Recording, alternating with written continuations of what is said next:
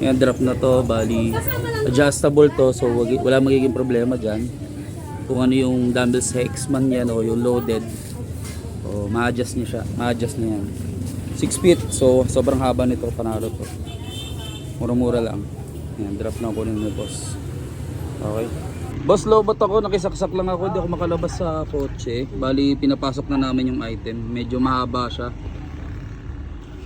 Hanggang harap siya, umabot. So ito na si kuya. Yan. Adjustable tong nilagay natin, kaya wala magiging problema kung anong size. Medyo kapos pa sa ano, kasi masyadong mahaba. Titignan namin yung kasya.